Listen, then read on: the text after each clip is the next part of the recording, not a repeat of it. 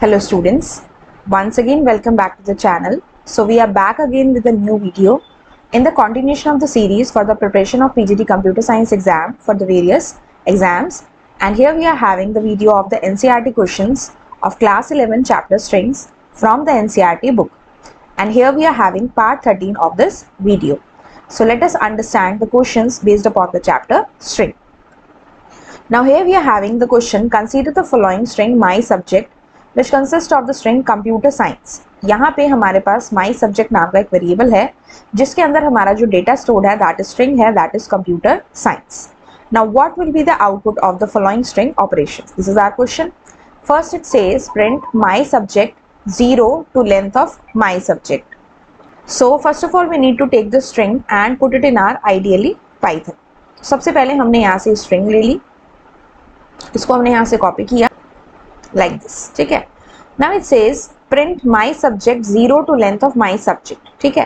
अब इसमें टोटल आपके 10 पार्ट्स हैं. इसमें some of the questions are based on the slicing of the string and some of the questions are based on the functions of the string. तो हम दोनों का डिस्कस करने वाले हैं और साथ में हमारा जो सेकंड क्वेश्चन है that also consist of a string जिसके अंदर हमें सारे ऑपरेशंस परफॉर्म करने हैं based on the functions of the string. तो सबसे पहले हमारे पास माई सब्जेक्ट नाम की एक स्ट्रिंग है जिसके अंदर डेटा है कंप्यूटर साइंस, ठीक है. तो यहाँ पे हमारे पास क्या है, my subject is my identifier, print my subject 0 to length of my subject. Now here my subject is the name of my variable, ठीक है. It has a data type string 0 to length of my subject. So we need to check कि what is the length of our computer science string. तो अगर हम यहाँ से इसकी length check करें, पोजीशन तो 0 से होगी लेकिन लेंथ कहाँ से होगी, 1 से. 1 2 3 4 5 6 7 8, 1 is a space that is 9, then 10 11 12 13 14 15 16. So length is 16. And अगर हम यहाँ से 0 से लेके 16 तक इसके स्लाइसिंग करते हैं, ठीक है, तो 0 से 16 का मतलब 0 पोजीशन से लेके 16 तक करेगा. लेकिन अगर आप इसकी पोजीशंस देखें, लेंथ काउंट होती है 1 से और पोजीशन होती है 0 से, तो लास्ट पोजीशन हमारी क्या होगी, 15 होगी. एंड वी नो अगर हमारे पास पोजीशन जितने ही हमारे पास अवेलेबल पोजीशंस है उससे ज़्यादा हो तो हमारे पास क्या आ जाता है, जो हमारी लास्ट पोजीशन तक का कैरेक्टर होता है. तो हमारे पास इस केस में सी से लेके साइंस के ई तक सारा डेटा आ जाएगा. Now you can see here, अगर आप इसको सॉल्व करेंगे तो आपका यहाँ पे क्या आंसर आएगा. Okay, we need to copy this and paste it and terminate it with a string, ठीक है, double quotes. Now we are going to copy this print statement and we are going to paste it in Python. जैसे ही हम इसे paste करेंगे तो जैसे ही हम इसे एंटर करेंगे तो यहाँ पे हमारे पास पूरी की पूरी स्ट्रिंग आ गई दैट इज कंप्यूटर साइंस. अब आप एक बार ये चीज़ देखिए, यहाँ पे हमारे पास पोजीशंस है, ये देखिए कंप्यूटर साइंस. अब आप यहाँ से इसकी पोजीशन देखोगे तो we are having the positive positions from 0 to 15, ठीक है. और अगर हम यहाँ से इसकी नेगेटिव पोजीशंस को चेक करें तो नेगेटिव पोजीशन हमेशा बैक साइड से होती हैं दैट इज -1 to -16, ठीक है. So this is my negative position of the particular string, ठीक है. तो नेगेटिव पोजीशन तो जाएगी -1 से -16 तक, लेकिन जो पॉजिटिव पोजीशन है वो कहाँ से कहाँ तक जाएगी, 0 से लेके 15 तक, ठीक है. अब हम आगे बढ़ते हैं. तो फर्स्ट केस में आपके पास क्या आ गया, you will get the full string that is computer science, ठीक है, this way. Now we move on to the second part, print my subject -7 to -1. Now we are going to copy and paste it, ठीक है. My subject -7 to -1.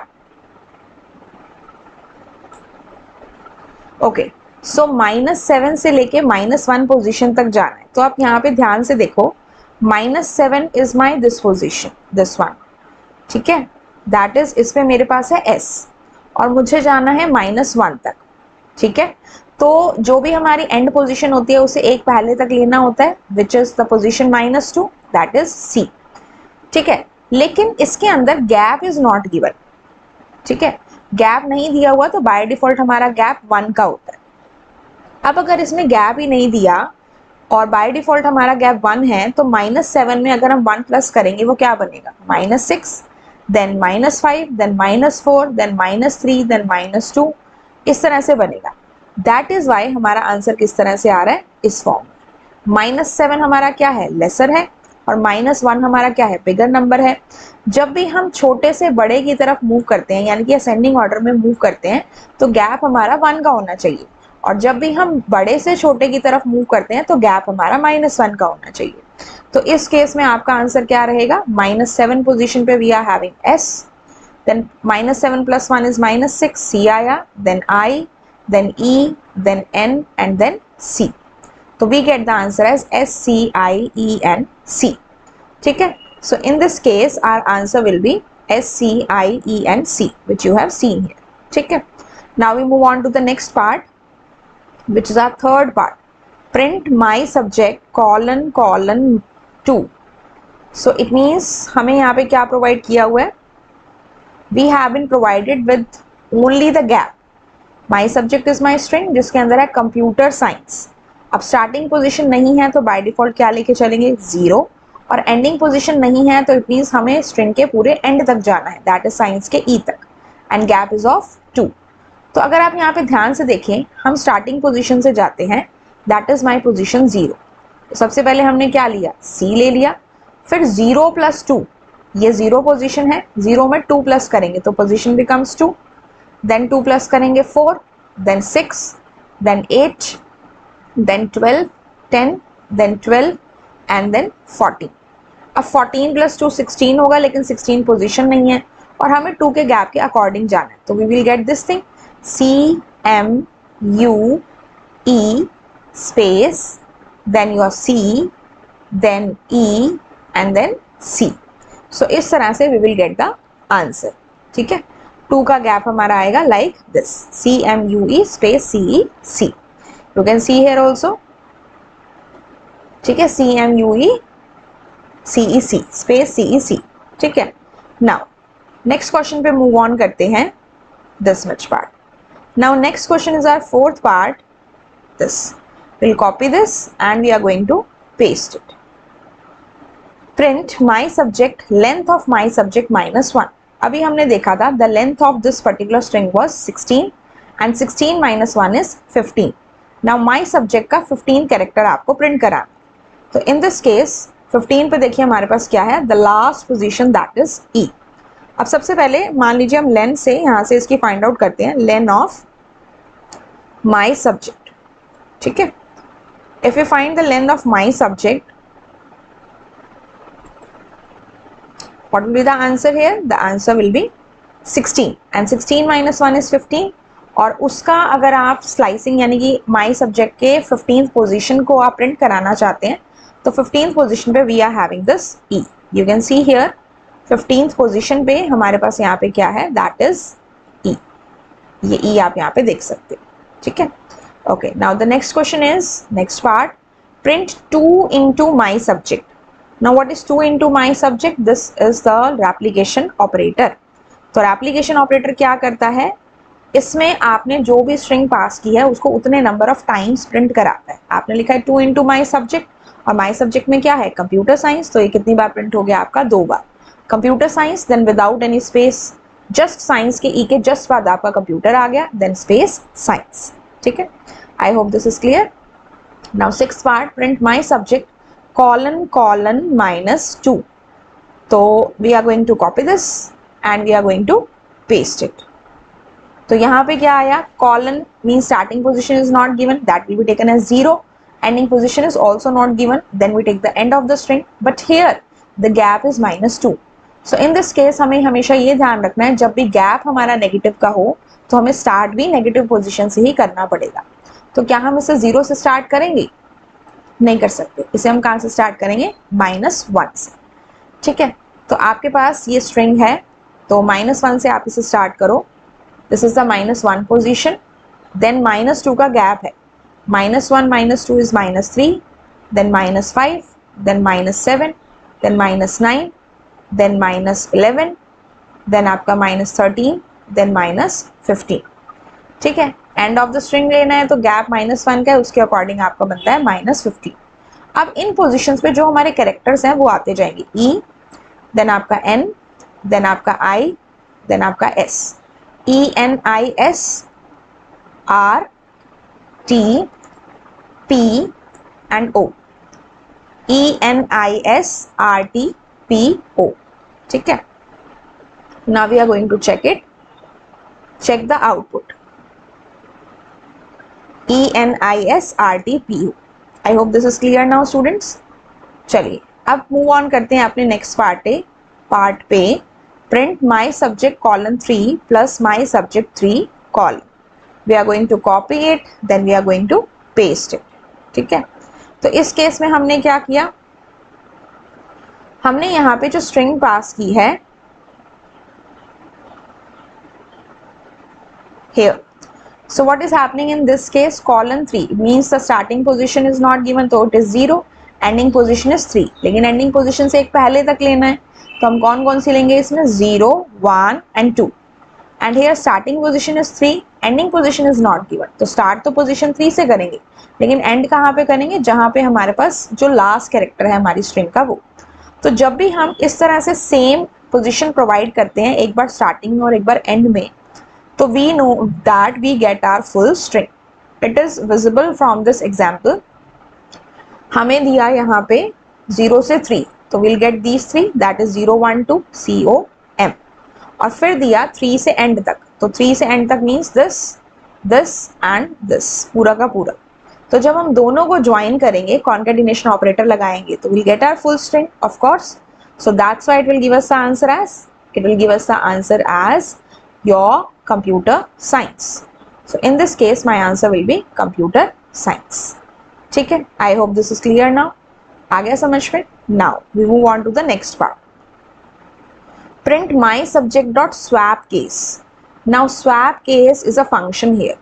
अभी तक जो भी हम यहाँ पे क्वेश्चन कर रहे थे that was based on the slicing, and अब यहाँ पे हमारे पास जो फंक्शन है that is the swap case function. ठीक है. तो यहाँ से हमने इसे कॉपी किया and we pasted it here. Then what it will do, ये क्या करेगा, जो भी आपके लोअर केस लेटर्स हैं उनको अपर केस में चेंज कर देगा और अपर केस लेटर्स को लोअर केस में कर देगा. तो आपके पास जो स्ट्रिंग है कंप्यूटर साइंस, इसमें C और S कैपिटल है, बाकी सब आपका स्मॉल है. तो अब जैसे ही आप स्वैप केस फंक्शन लगाएंगे, C और S आपके स्मॉल हो जाएंगे और बाकी सब आपके upper case that is capital letters में चेंज हो जाएंगे. That is the use of the swap case function. ठीक है.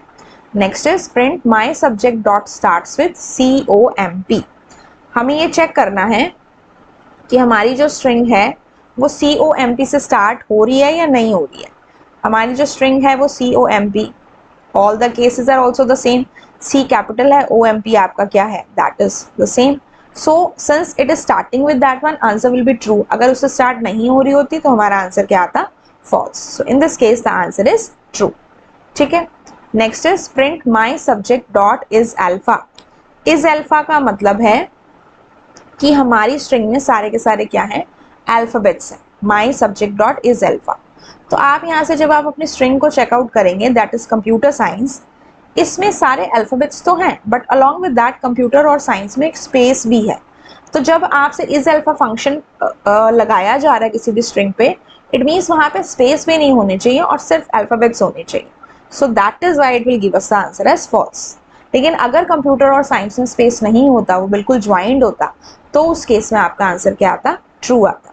फॉर एग्जाम्पल अगर मैं यहाँ पे इस तरह से लिखूँ कंप्यूटर साइंस, ठीक है, डॉट इज अल्फा, इस तरह से अगर हमने फंक्शन लगाया, in that case my answer will be true. ठीक है. I hope this is clear. So we have covered the first question with the 10 parts of this chapter.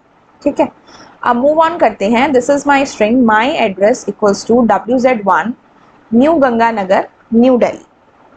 तो हमने यहाँ से इसको कॉपी किया और पाइथन में जाके we have pasted this one. ठीक है. Let us take new one.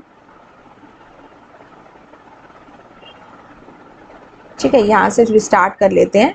हमने यहाँ से इसको पेस्ट कर दिया. So this is my string which is given here. ठीक है. अब हम जो भी इसके ऊपर अप्लाई करेंगे दैट आर द फंक्शंस. ठीक है. Now in this case I have print my address dot lower function. अगर आपको ये फंक्शंस के बारे में कुछ भी जानना है तो प्रीवियस वीडियो में हर एक फंक्शन इसका एक्सप्लेन्ड है, तो आप वहाँ से इनको चेकआउट कर सकते हो. ठीक है. तो माई एड्रेस डॉट लोअर. अब लोअर फंक्शन क्या करता है, जो भी आपके स्ट्रिंग में कैरेक्टर्स होते हैं उन सबको लोअर केस में चेंज कर देता है. अपर केस को लोअर केस में चेंज करेगा और लोअर केस आपके लोअर केस में रहेंगे। तो अपर केस में कौन कौन से हैं, WZ है, न्यू गंगा का न्यू N और G है, और न्यू दिल्ली का N और D है। बाकी सब स्मॉल में है तो वो स्मॉल में ही रहेंगे।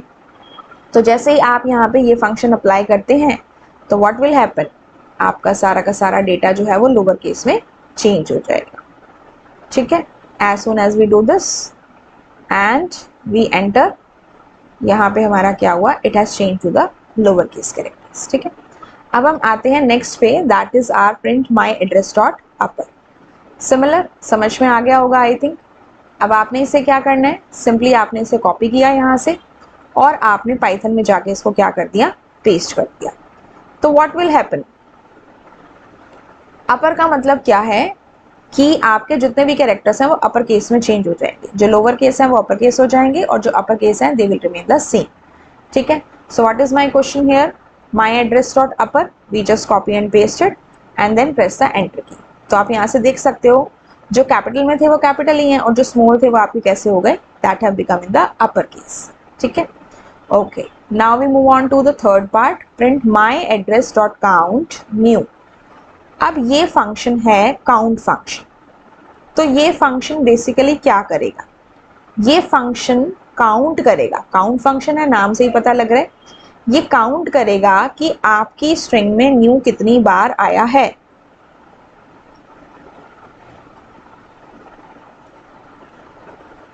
ठीक है, so in this case what will happen, अब आप चेक करो न्यू कितनी बार आया है। वन इज न्यू गंगानगर, एक ये न्यू आया है और एक है न्यू दिल्ली का न्यू, तो 2 टाइम्स आया है। So what will be the answer, 2। अगर एक भी बार नहीं आया होता तो आपका आंसर होता है इसमें 0। ठीक है, fourth part, print my address dot find new. Find करेगा कि न्यू जो है वो कौन सी पोजीशन पे है। ठीक है, अब देखो न्यू यहाँ पे भी है और न्यू यहाँ पे भी है, गंगानगर के साथ भी है और दिल्ली के साथ भी है, लेकिन जिस पोजीशन पे वो पहले आया that position will be given as the output 0 1 2 3 4 and 5.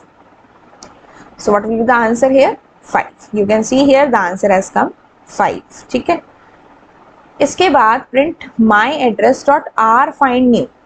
ठीक है, अब ये आर फाइंड आपका क्या करेगा, फाइंड के जैसा ही है लेकिन the answer will be changed.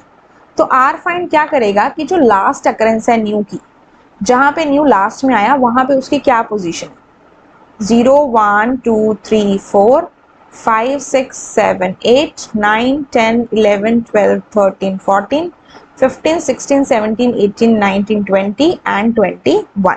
मतलब न्यू का पहला कैरेक्टर n है, सेकंड पोजीशन पे वो, सेकंड प्लेस पे वो कौन सी पोजीशन पे आया। So okay, this is fine only, हमें यहाँ पे लगाना है आर फाइंड। तो यहाँ से हमने इसको कॉपी किया and we are going to paste it and अब हम इसके आंसर को चेक करते हैं। तो यहाँ से आपका जो आंसर आएगा दैट विल बी 21। ठीक है, I hope this is clear. Last occurrence जो है उस वर्ड के फर्स्ट कैरेक्टर की वो आपको शो करके दिखाए। ठीक है, आगे देखो, print my address dot split and splitting कहाँ करनी है, कॉमा पे स्प्लिट करना है। ठीक है, ध्यान से देखेंगे, स्प्लिट फंक्शन पार्टीशन फंक्शन हमने लास्ट वीडियो में ही कवर अप किया है। आप अगर उसके बारे में डिटेल में जानना चाहते हैं तो आप एक बार वो वीडियो वॉच आउट कर सकते हैं, वेरी इजी टू अंडरस्टैंड। तो हमने यहाँ से इसको कॉपी किया और यहाँ पे हमने इसको क्या कर दिया, पेस्ट कर दिया। जब भी हम स्प्लिट फंक्शन में कुछ भी प्रोवाइड नहीं करते हैं, no argument, then it splits at the spaces. ठीक है, तो यहाँ पे हमारा क्या आया, कॉमा पे स्प्लिट करना है। एक तो स्प्लिट फंक्शन का जो आउटपुट आता है वो लिस्ट के फॉर्म में आता है और वो क्या करता है, कॉमा पे स्प्लिट करना है। तो देखो कॉमा WZ1 के बाद है और न्यू गंगानगर के बाद है, तो एक वो बन गई और एक आपकी न्यू गंगानगर हो गई और एक आपकी न्यू दिल्ली हो गई। तो 3 स्ट्रिंग बन गई इसमें हमारी इन द फॉर्म ऑफ लिस्ट। ठीक है, तो कोमा जहाँ पे आया उस प्लेस पे ये सेपरेट करेगा। 2 बार आ रहा है तो उससे पहले का एक पार्ट हो गया, फिर न्यू गंगानगर एक पार्ट हो गया और फिर न्यू दिल्ली आपका एक पार्ट हो गया। ठीक है, समझ में आया, this is how it will work. Now the next is print my address dot split at space. और बाय डिफॉल्ट अगर हम नहीं भी देते हैं स्पेस या ये कोट्स नहीं देते हैं तब भी वो स्पेस पे स्प्लिट करता है। जैसे यहाँ पे तो स्प्लिट दिया हुआ है स्पेस पे। ठीक है, तो जैसे ही आप ये करेंगे क्या हो जाएगा, स्पेस पे स्प्लिट होगा। अब स्पेस देखो कहाँ है, न्यू के बाद है, गंगा के बाद है और इस न्यू दिल्ली वाले न्यू के बाद है। तो इसने क्या किया, WZ1 से न्यू तक एक ले लिया, गंगा को एक ले लिया और नगर से लेके न्यू तक एक ले लिया और फिर दिल्ली ले लिया। तो जहां जहां स्पेस आ रहा है वहां पे इसने स्ट्रिंग को डिवाइड कर दिया, 1 2 3 एंड 4। अच्छा, this is 3 and this is 4। I hope this is clear now. अगर हम यहाँ पे मान लीजिए कुछ भी पास नहीं करते, सपोज मेरी स्टेटमेंट इस तरह से होती और हमने यहाँ पे कुछ भी पास नहीं किया होता, in that case what would have been the answer? The same. My answer is same, because चाहे आप एज एन आर्ग्यूमेंट उसमें एम्प्टी स्पेस दें या ना दें, बाय डिफॉल्ट वो आपका स्पेस पे ही स्प्लिट करता है, स्ट्रिंग को डिवाइड करता है। ठीक है, और इसके बाद है print my address dot replace new comma old. Replace function क्या करता है? रिप्लेस फंक्शन का काम है कि आपके न्यू स्ट्रिंग से ओल्ड स्ट्रिंग को रिप्लेस कराना। ठीक है, अब मैंने कहा कि जहां पे भी न्यू है, न्यू गंगानगर के साथ है और न्यू दिल्ली के साथ है, तो इसके प्लेस पे क्या आ जाए? ओल्ड आ जाए। तो जैसे ही आप ये ऑपरेशन कराएंगे तो old Ganganagar and old Delhi आपका आ जाए। ठीक है, clear? Then print my address dot partition comma. अब ये कह रहा है कि आपने करना है पार्टीशन कॉमा के ऊपर।